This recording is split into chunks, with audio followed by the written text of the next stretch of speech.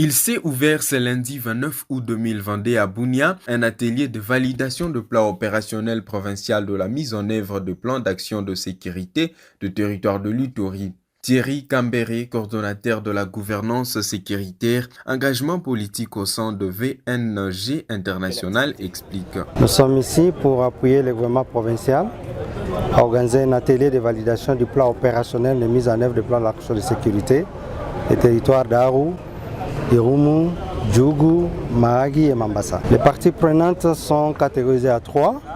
Il y a des délégués du ministère national de l'Intérieur, il y a des délégués de la province, les cabinets politiques, les administrations, c'est-à-dire les divisions, et il y a aussi des délégués du niveau local, au niveau du territoire. Tous les administrateurs du territoire sont ici et quelques membres du comité de sécurité au niveau du territoire. Du 29 au 31 août, ces différents acteurs vont réfléchir, mais pour quelle finalité? L'objectif, c'est de favoriser la mise en œuvre de plans locaux de sécurité. Parce que dans tous les problèmes sécuritaires qui se passent, les responsabilités sont à plusieurs niveaux. Il y a le niveau local, le niveau provincial et le niveau national. Pour favoriser la mise en œuvre de plans locaux de sécurité, pour s'attaquer aux causes des problèmes sécuritaires, il fallait que les responsabilités soient partagées entre les autorités locales, les autorités provinciales et les autorités nationales. Et la particularité, c'est que le plan d'action de sécurité, ce n'est pas seulement un document, mais nous essayons de soutenir les autorités nationales, provinciales et locales à mettre des actions en œuvre pour s'attaquer réellement aux causes, même si ça peut prendre le temps que ça peut prendre, mais quand même que les acteurs se mettent à l'œuvre pour s'attaquer aux causes. La deuxième particularité, c'est que c'est un outil politique et un outil budgétaire.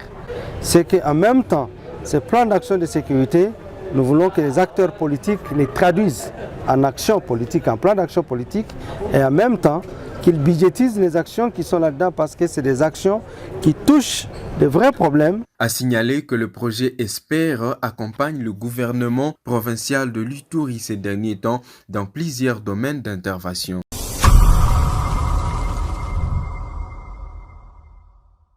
C'est ce lundi 29 août 2022 à Kisantu, dans la province du Congo central, qu'ont été lancés les travaux des États généraux du sport en RDC. Devant les ministres et sénateurs congolais ainsi que les panélistes et invités, le ministre des Sports et Loisirs, Serge Kondé, a ouvert officiellement ses travaux. Au nom de son Excellence, Monsieur le Président de la République, chef de l'État, et à mon nom propre, je déclare ouverts les travaux des États généraux de Mbouila 2022. Je vous remercie. Invité spécial de Serge Kondé à ses assises, le ministre béninois des Sports, aussitôt la parole lui accordée, a partagé l'expérience du Bénin à l'assistance. Nous avons pris un décret en Conseil des ministres qui a institué le programme des classes sportives. C'est un programme par lequel les enfants des lycées et collèges s'inscrivent dans la discipline sportive de leur choix. Nous en avons choisi 5, foot, basket, athlétisme, handball et arts martiaux pour commencer.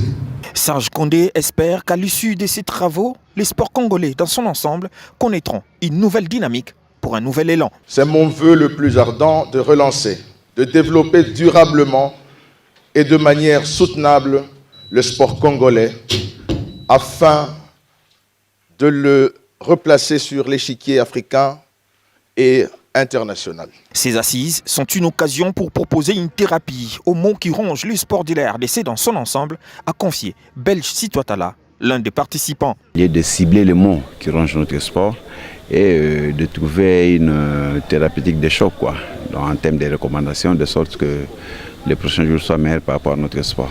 À Kisantu, le décompte est lancé, dont l'épilogue est attendu le 3 septembre prochain.